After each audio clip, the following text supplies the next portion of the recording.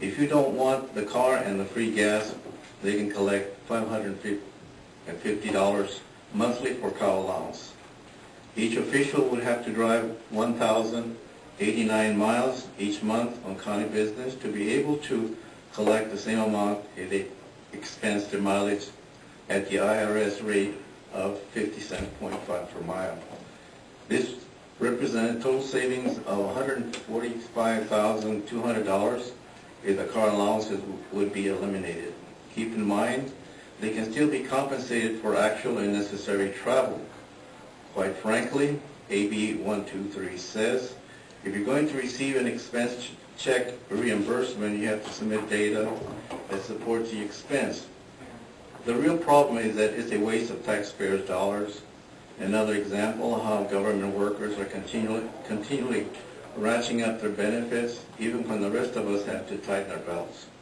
Elected officials need to pay attention to the perception of these perks for political reasons. More so when some of you drive to San Diego County summer homes. In conclusion, I recommend the Board of Supervisors abide to AB 1234 of 2005 and terminate the car allowances after having received the opinion of the Imperial County Council. Sincerely, Juan Zarate. I have another issue, if I may be allowed an additional 3 minutes, Mr. Chairman. Yeah. Thank you. Your total is 3 minutes. I have prepared a document addressed to Michael L. Root, the County Council, and it's to the Board of Supervisors via Michael, Imperial County Council, and it's titled Abuse Use of Imperial County Issue Vehicle.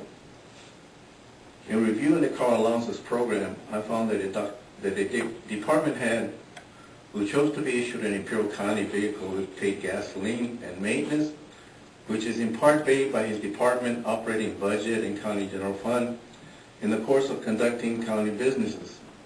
In further inquiry, it was found that this employee of the county uses this county-issued vehicle to travel back and forth to his residence.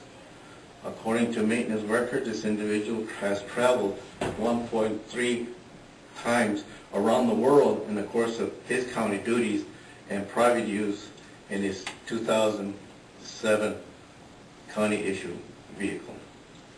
This would not be an issue if this person would have lived in the county, but this individual lives in San Diego County and claims his address as his principal residence, and in fact had been receiving a home owner's exemption of $7,000 on his home.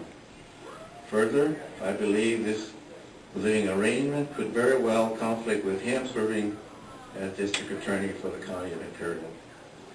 Please find attached Google Map data on miles, Xylo.com bird's eye view of property, a San Diego assessor's information on homeowner's exemption, and parcel information on Mr. Gilbert Otero's property, and Imperial County automobile mileage report attached. I trust this information will be of assistance to you in determining the above question, i.e. 1, abuse of county vehicle, 2, legal residence, 3, eligible to serve as district attorney, 4, reimbursement to the county of unauthorized vehicle use. This is submitted to the board. Mr. Zarate, I'm not sure, is this the proper way to do this, or does she need to file an issue with the board clerk of the board's office? I asked a question. Yes. I think he's handing it to the clerk of the board now, and so I think this will be fine. I haven't seen the letter yet. I think that the county has a policy that complies with AB 1234, and I'll be glad to review all of this material. And respond to Mr. Zarate. Sure. Yes, I've prepared a letter to Dolores Provencio, the county recorder, on this same issues, specifically to the election code 20. Mr. Zarate, is this letter for Mike Root, or is this my copy? It's to the board, it's to Mr. Root via the Board of Supervisors. In reference to Ms. Provencio, I would specifically wrote the letter to her, and it will be in the mail to her today, certified mail, to address the issues that I've just mentioned, and also election code section 2020 through 2035. And thank you. Which addresses the domicile of the person. Okay. You have in the county. Mr. Zarate, you exceeded your 3 minutes, so. Could I give him 3 more minutes, or if I propose, could I give him No, my you 2 minutes? cannot. Okay. Thank you. I have prepared. If you will wrap it up quickly. Yes, I have here 454 vehicles that are in county, and also vehicles that have been allotted to the county for operation expenses. As you can see, this list is quite extensive, and there should be some way to monitor mileage and use of these vehicles. Thank you very much. Thank you.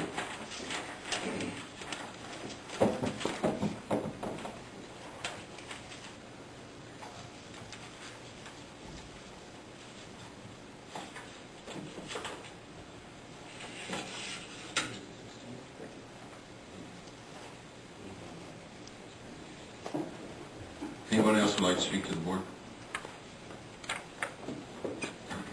Yeah, good morning, Tony Ramos, Central resident. I guess, gentlemen, I just came here to thank you for, I guess 1 minute you're out here, we're all clapping, having a good time, handshakes, hugs and all that, congratulating people. The other minute you're back to business, and that's the beauty of, and I tell my sons and my wife, that's the beauty of having an elected official, that you can be confronted with issues whether you like them or not. And I think I know all of you pretty well, that I wouldn't want to run for board of supervisor. It's a very hard job.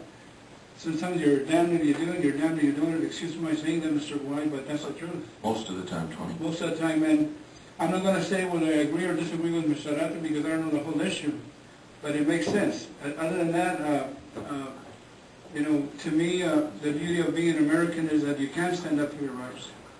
And sometimes you just call to the question about whether this was right and giving her the information, but Mr. Root hadn't received that information yet, and another bulldog, right, Mr. Root?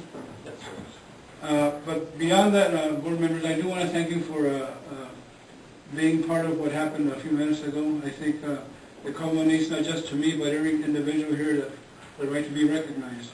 And I thank you very much, and we'll see you next week. Thank you, Tony. We find it's important that we recognize people who make great contributions and achieve significant, achieve significant milestones. I'll take this slide, may have more like Howard Kelly. Excuse me, let me just interrupt you just before, Tony. Sure. I just want to acknowledge that it's been a pleasure being associated with you, but I want your sons to know that your father is a great man, and you have big shoes to fill, and he's a great role model for you. So I just wanted to publicly state that. Thank you, Tony, for being here. Just 10 seconds. When she was 20, I was 35. She's not 45. I'm still 35. So. I just want to make that clear. Tony, good luck when you get home. Well, they said that like many things we do to you, Tony. Thank you, sir. A grain of salt. Thank you. Yes, sir. Go ahead, Howard. Oh, okay. Howard Kelly, architect. Good morning. Good morning. Last Tuesday when I was here, you specifically addressed the curb, gutter, and sidewalk issue to me. I got the minutes for last meeting, so if I'm wrong, you can correct me. I left here feeling good, thinking that we had solved the situation. But evidently I didn't understand, or maybe you didn't understand, how it's supposed to be solved. You said, correct me if I'm wrong, that sidewalk could be deferred. Right. Well, as of now, they cannot be. That's why I'm here. I mean, That's what we were told last week. I'm a little under the stress. Somebody else correct me if I'm wrong. Yeah. We were told last week that we could. I think we looked at this last week and decided that the ordinance would allow for a deferral. I think that the issue may be whether or not the public works director feels that it's a matter of safety that they be put in. And I think that he does have that right under the ordinance to decide to make that decision, and that's probably what's occurred.